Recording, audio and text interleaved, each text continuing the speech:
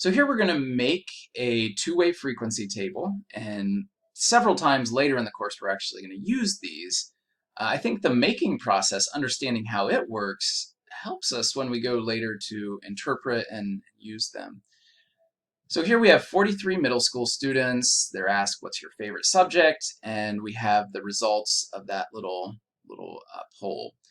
Now, something very important to notice, each participant or each whatever you're looking at in a frequency table can only show up in one column and only in one row.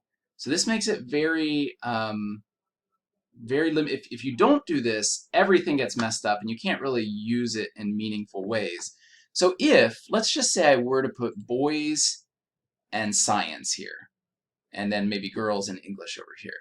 Well, that's not going to work, because what if I'm a boy in science? Then I'm going to be in this column and in this column, and that breaks the rules. You can only be in one of the columns and one of the rows, which puts you ultimately down to only being in one of the specific cells of the table.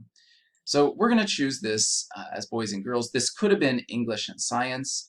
I do want to acknowledge the limitation here. They're not showing any non-binary or some of the other. They're forcing every participant into one of these two categories, which is a limitation of this data here that they're giving us.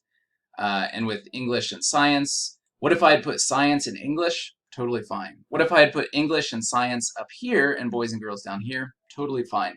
As long as boys and girls are occurring together and English and science is occurring together, we can make sure for this particular data set that each participant is only in one column and one row. All right, now they tell us 14 boys chose English. Well, here's our boys, here's our English, so this is going to be 14. And 13 girls chose English. So this is girls, English. This here should be 13. 7 boys chose science. That's going to be right here. And 9 girls chose science. It's going to be right here. And we might want to add these all up. 9 plus 7 is 16.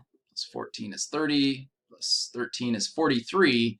And we should get the total number of participants in the survey again, because each one of those total participants should show up in exactly one of these cells, and as it turned out, ours do.